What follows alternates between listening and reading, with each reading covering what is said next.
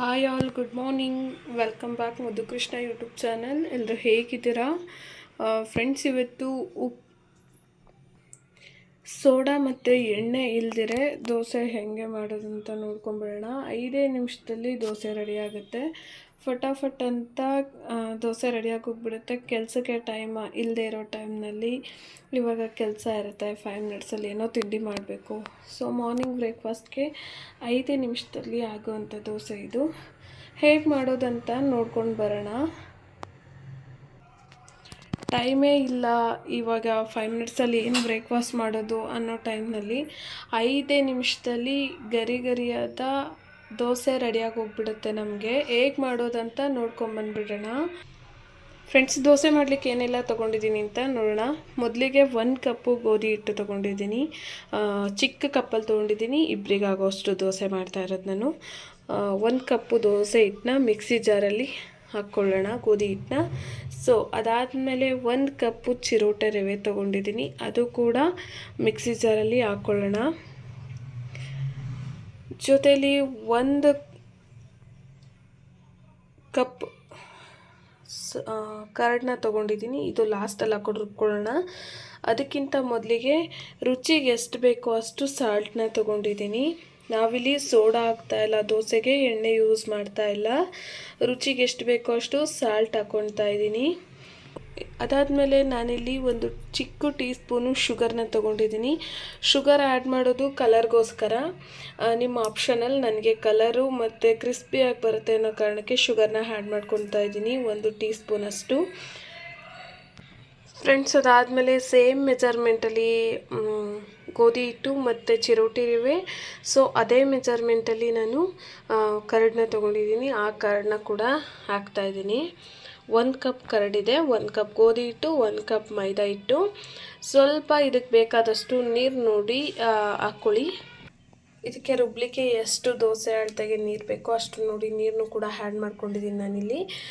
ನಾನು ಎಲ್ಲ ಒಂದೇ ಮೆಜರ್ಮೆಂಟಲ್ಲಿ ತೊಗೊಂಡಿರೋದು, ಗೋಧಿ ಹಿಟ್ಟು, ಚಿರೋಟಿ ರವೆ, ಸೊ ಅಲ್ಲಿಂದ ಕರಡು 3 ಸೇಮ್ ಮೆಜರ್ಮೆಂಟಲ್ಲಿ ತೊಗೊಂಡಿದ್ದೀನಿ. ಸಾಲ್ಟು ರುಚಿಗೆ ಎಷ್ಟು ಬೇಕೋ ಅಷ್ಟು ಹಾಕ್ಕೊಂಡಿದ್ದೀನಿ. ಟೇಸ್ಟ್, ಸೊ ಕ್ರಿಸ್ಪಿನೆಸ್ಗೋಸ್ಕರ 1 ಟೀ ಸ್ಪೂನಷ್ಟು ಶುಗರ್ನ ಆ್ಯಡ್ ಮಾಡ್ಕೊಂಡಿದ್ದೀನಿ. ಈಗ ಇದನ್ನು ರುಬ್ಕೊಂಡು ಬಂದುಬಿಡೋಣ. ಫ್ರೆಂಡ್ಸ್, ಇದು ಅರ್ಧ ರುಬ್ಬಿದೆ. ಈ ಟೈಮ್ನಲ್ಲಿ ನಾವು ಒಂದು ಚಿಕ್ಕ ಕಪ್ಪಲ್ಲಿ 1 ಕಪ್ಪು ಬೇಸನ್ನ ಆ್ಯಡ್ ಮಾಡ್ಕೊಳ್ಳೋಣ. ಬೇಸನ್ ಕಡಲೆ ಹಿಟ್ಟು ಅಂತಾರೆ, ಕಡಲೆ ಹಿಟ್ಟನ್ನ ಆ್ಯಡ್ ಮಾಡ್ಕೊಳ್ಳೋಣ. ಕಡಲೆ ಹಿಟ್ಟು ಹಾಕಿದಷ್ಟು ದೋಸೆ ಚೆನ್ನಾಗಿ ಬರುತ್ತೆ. ಕಡಲೆ ಹಿಟ್ಟನ್ನ ಒಂದು ಚಿಕ್ಕ ಕಪ್ಪಲ್ಲಿ 1 ಕಪ್ಪಷ್ಟು ಕಡಲೆ ಹಿಟ್ಟನ್ನ ಹಾಕ್ಕೊಂಡಿದ್ದೀನಿ. ಇದನ್ನು ಈಗ ನುಣ್ಣಗೆ ರುಬ್ಕೊಂಡ್ಬಂದ್ಬಿಡೋಣ. ಫ್ರೆಂಡ್ಸ್, ದೋಸೆ ಹಿಟ್ಟಿನದಕ್ಕೆ ಚೆನ್ನಾಗಿ ರುಬ್ಕೊಂಡ್ಬಂದಿದ್ದೀನಿ. ಇವಾಗ ನಾವೇನಿದೆ ದೋಸೆ ಮಾಡಲಿಕ್ಕೆ ಒಂದು ಸರ್ವ್ ಮಾಡ್ಕೊಬಿಡೋಣ. ದೋಸೆ ಹಿಟ್ಟಿನದಕ್ಕೆ ಇದೆ. ಇನ್ನೊಂದು ಸ್ವಲ್ಪ ನೀರು ಬೇಕಂದರೆ ಜಾರ್ ತೊಳೆದಿದ್ದು ನೀರನ್ನ ಆ್ಯಡ್ ಮಾಡ್ಕೊಬಿಡಿ. ನನಗೆ ಇನ್ನೊಂದು ಸ್ವಲ್ಪ ನೀರು ಬೇಕು ಅನ್ನಿಸ್ತಿದೆ, ಜಾರ್ ತೊಳೆದಿದ್ದು ನೀರನ್ನ ಹಾಕ್ಕೊಳ್ತೀನಿ.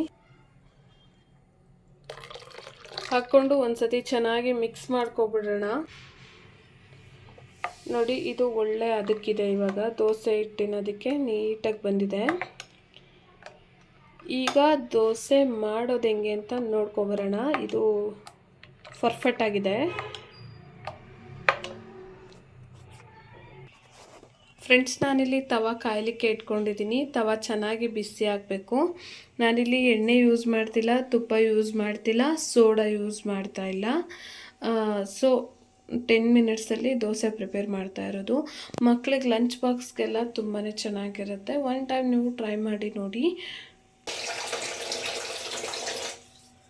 ಫ್ರೆಂಡ್ಸ್, ಹೆಂಚು ಚೆನ್ನಾಗಿ ಕಾಯಬೇಕು, ಕಾದ್ರೇ ದೋಸೆ ಚೆನ್ನಾಗಿ ಬರೋದು. ನೋಡಿ, ಹೆಂಚು ಚೆನ್ನಾಗಿ ಕಾದಿದೆ. ಇವಾಗ ನಾವು ದೋಸೆ ಹಾಕ್ಕೊಳ್ಳೋಣ. ಫ್ರೆಂಡ್ಸ್, ಇವಾಗ ದೋಸೆ ಹೆಂಗೆ ಹಾಕ್ಕೊಳ್ಳೋದಂತ ನೋಡಿ. ನಾವು ಎಷ್ಟು ತೆಳ್ಳಗೆ ಎಳ್ಕೊತೀವೋ ದೋಸೆ ಅಷ್ಟು ಟೇಸ್ಟು ಚೆನ್ನಾಗಿ ಬರುತ್ತೆ.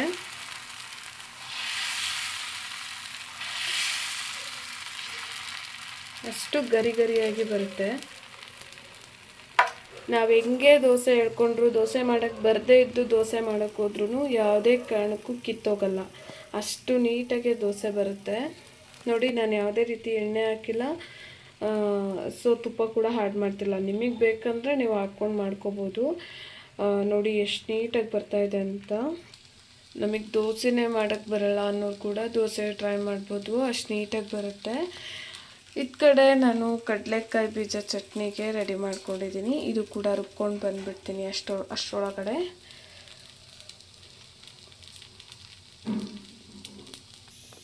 ಫ್ರೆಂಡ್ಸ್, ನೋಡ್ತಾ ಇರ್ಬೋದು, ನಾವೇನು ಕಷ್ಟಪಟ್ಟು ಎತ್ತೋ ಅವಶ್ಯಕತೆನೇ ಇಲ್ಲ. ಅದಾಗ ಅದೇ ಎದ್ಬಿಡುತ್ತೆ. ಚೆನ್ನಾಗಿ ಬೇಯ್ತಾ ಅದರಷ್ಟಕ್ಕೆ ಅದೇ ಎದ್ಬಿಡುತ್ತೆ. ನಾವು ತೆಗಿಬೇಕು ಮಾಡಬೇಕು ಅನ್ನೋ ಅವಶ್ಯಕತೆ ಏನೂ ಇಲ್ಲ. ನೋಡಿ ಎಷ್ಟು ನೀಟಾಗಿ ಅದ್ರ ಪಾಡಿಗೆ ಅದೇ ಎದ್ಬಿಟ್ಟಿರುತ್ತೆ. ಚೆನ್ನಾಗಿ ಬೇಯಿಸ್ಕೊಂಡಷ್ಟು ಟೇಸ್ಟ್ ಚೆನ್ನಾಗಿ ಬರುತ್ತೆ. ಫ್ರೆಂಡ್ಸ್, ನೋಡ್ತಾ ಇರ್ಬೋದು ಎಷ್ಟು ಚೆನ್ನಾಗಿ ಕ್ರಿಸ್ಪಿಯಾಗಿ ಗರಿಯಾಗಿ ಬಂದಿದೆ ದೋಸೆ ಅಂತ. ಎತ್ತಲಿಗೂ ಕೂಡ ಏನು ಕಷ್ಟ ಆಗಲ್ಲ. 1-2 ಮಿನಿಟ್ಸ್ಗೆ ಅದೇ ಎದ್ಬಿಟ್ಟಿರುತ್ತೆ. ಆ್ಯಕ್ಚುಲಿ ಎತ್ತಲಿಕ್ಕೂ ಏನು ಕಷ್ಟ ಆಗಲ್ಲ ನಮಗೆ. ನೋಡಿ ಎಷ್ಟು ಗರಿಯಾಗಿ ಬಂದಿದೆ ಅಂತ. ಇನ್ನೊಂದು 5 ಮಿನಿಟ್ಸ್ ನಾವು ಹಿಂಗೆ ಬಿಟ್ಬಿಟ್ರೆ ಫುಲ್ಲು ಗರಿಯಾಗಿ ಹೋಗ್ಬಿಡುತ್ತೆ. 2 ಸೈಡು ಬೇಯಿಸ್ಕೊಳ್ಳೋ ಅವಶ್ಯಕತೆನೇ ಇರಲ್ಲ, ಚೆನ್ನಾಗಿ ಬೆಂದ್ಬಿಟ್ಟಿರುತ್ತೆ. ಫ್ರೆಂಡ್ಸ್, ನೋಡ್ತಾ ಇರ್ಬೋದು ಎಷ್ಟು ಗರಿಯಾಗಿ ಬಂದಿದೆ ದೋಸೆ ಅಂತ. 5 ನಿಮಿಷದಲ್ಲಿ ಈ ಥರ ದೋಸೆ ರೆಡಿಯಾಗಿ ಹೋಗ್ಬಿಡುತ್ತೆ. ಟೈಮ್ ಇಲ್ಲದೆ ಇರೋ ಟೈಮ್ನಲ್ಲಿ ಕೂಡ ನಾವು ದೋಸೆ ರೆಡಿ ಮಾಡ್ಕೊಬೋದು.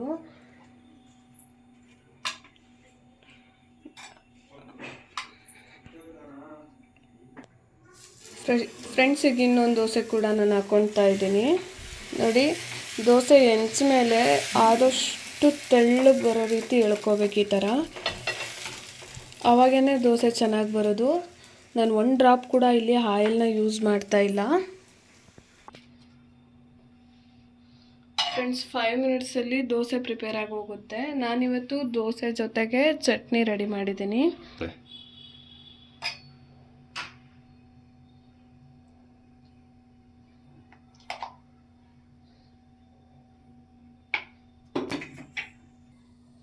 ಫ್ರೆಂಡ್ಸ್, ನಾನಿಲ್ಲಿ ದೋಸೆ ಜೊತೆ ಕಡಲೆಕಾಯಿ ಬೀಜ ಚಟ್ನಿನ ಸರ್ವ್ ಮಾಡಿದ್ದೀನಿ. ನೀವು ಒಂದು ಸರ್ತಿ ಟ್ರೈ ಮಾಡಿ ಹೇಗಿತ್ತಂತ ಕಮೆಂಟ್ ಮಾಡೋದನ್ನ ಮರಿಬೇಡಿ. ಸಿಗ್ತೀನಿ ನಾಳೆ ಹೊಸ ವ್ಲಾಗ್ ಜೊತೆ. ಅಲ್ಲಿವರೆಗೂ ಟೇಕ್ ಕೇರ್, ಬಾಯ್.